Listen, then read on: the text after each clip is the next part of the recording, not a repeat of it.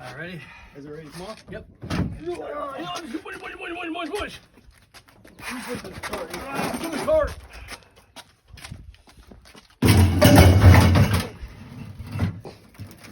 And accidents do happen. We are not an OSHA. Who the put that there? You?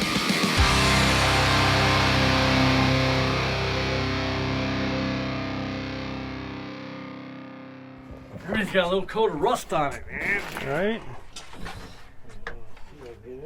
So this is a 1973 Dodge Challenger, and it's the last of the real muscle car Challengers because it was the, as you can see, it's a 340 4-speed, 8 3/4. So that's all factory. It was a high option car, had the rally interior, and it's actually a really desirable, valuable car, but as you can see, it's got some rust issues. Everything is rusted. If they want to make a race car on it. Exactly. So the customer brought it to us, and we're going to restore it for him. But he doesn't have the cash to do a whole, complete restoration. So we're going to do the metal work, do the paint and body, and then give it back to him on the dolly. Or he can bring his restored parts, K-member, suspension, and rear end, and we'll put that back for him so he can roll it.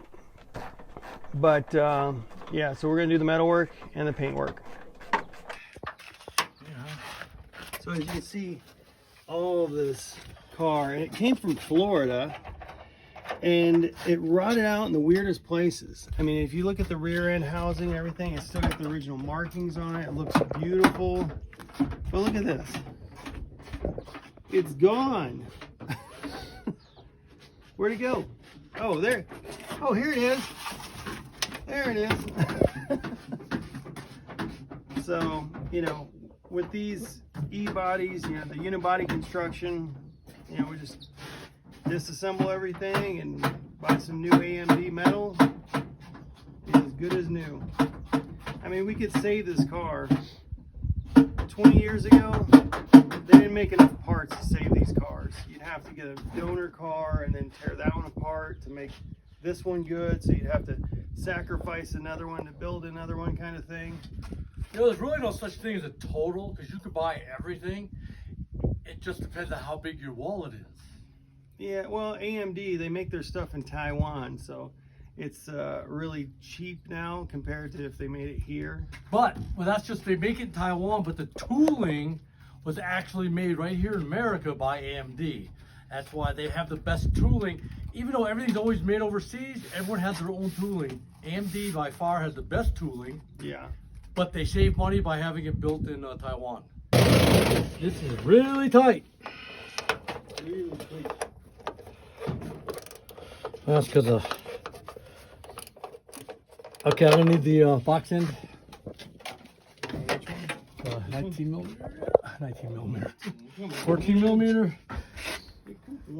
14 millimeter is basically a 9/16, but it is a slight bit smaller. So some bolts will not take a 9/6 or will not take the 14 millimeter. And yeah, this one's not going to come off because I can't get the door open enough.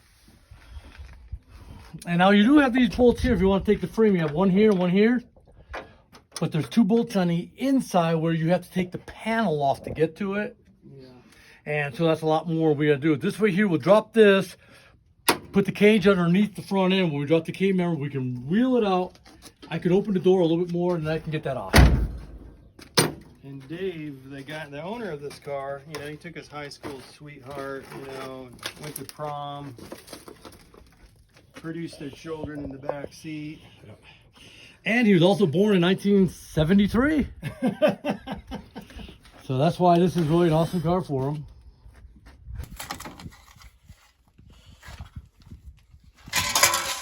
These are the treasures right there. Steppenwolf. And like even right here, look right there. Rust one right there. Rocker panel is savable. Yeah, but see, you have to get this rust out, find it, then we have to weld it back in, the holes. So we have to, when this thing is down, we're going to sandblast it. We got a sandblaster from IBS Blasting.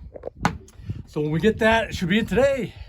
We'll open it up and you can see how it looks and all that, and then we'll finally get to use it. Maybe.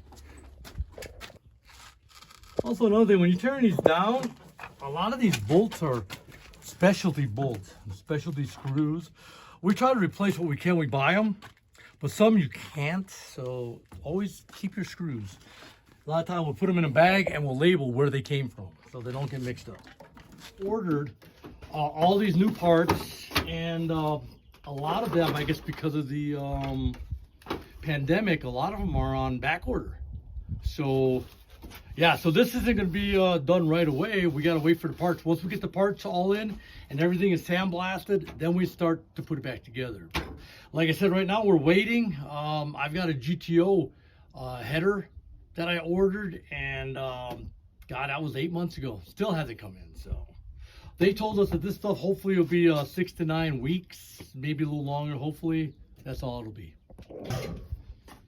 For you people who've never taken a K member out, like on a GM car, the engine comes out the top. Okay, Mopars have this. You have a bolt here and here, and you have two on the other side. All right, that's what holds the K member in. The K member is what holds on to the transmission and the engine.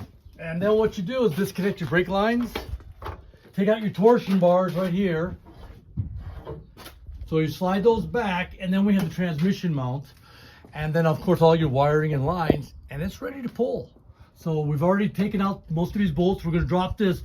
The engine's going to go ahead and drop down a little bit, but the engine will hit the firewall and stop, or it'll go through the firewall and flip the engine upside down.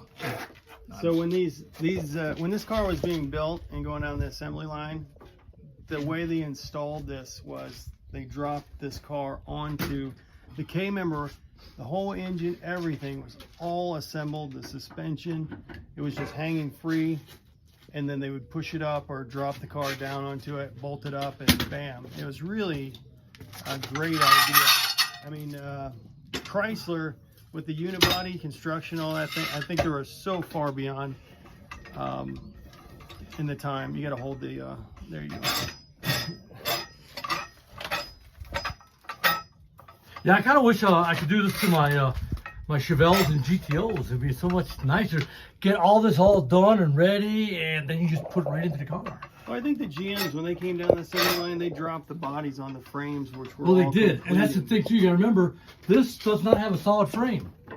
It's a unibody. It's a unibody, where a GM car, the frame goes all the way through to the back. It's a separate part than the body, which I've always liked the unibody construction better. And if you watch the crash tests back in the day, the unibodies actually stood up better than the full frame cars, which is hard to believe because I would have thought it would have been the other way around.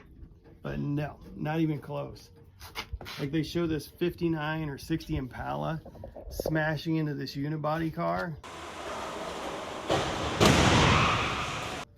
and it just drives the frame in and drives the steering column right through the person, through the seat. I mean, it just Well, did you see that one where they took a newer car and they took like a Cadillac and slammed it, and the Cadillac was totally destroyed, and the new car was not too bad.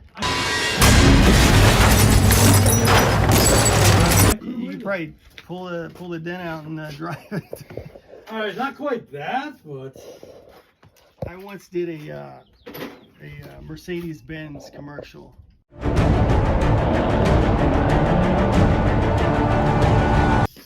But I jumped that car 20 feet, hitting the ground, and it was probably 6 feet. It was like, you know, a small little Dukes of Hazzard jump. I jumped that car 3 times for that commercial, And I literally could have drove that car to New York from LA.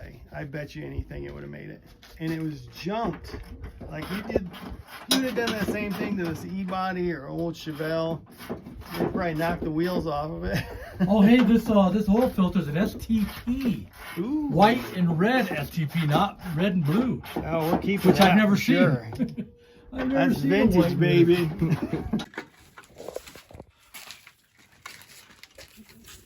These things, the wheels always lock up on them. So they bind up so you can't move the frickin' things. You give a little squirt, squirt. Squirt, squirt. Squirty, squirt, squirter strings. All right, you ready?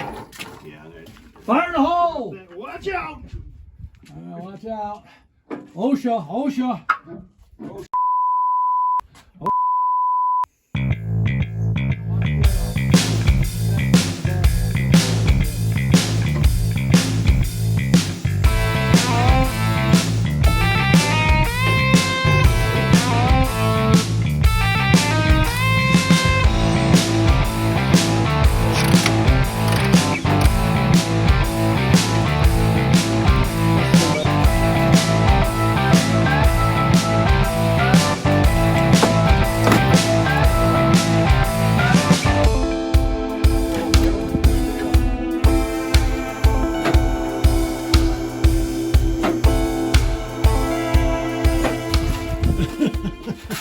And that's how you remove it. So now we're ready to go to the show.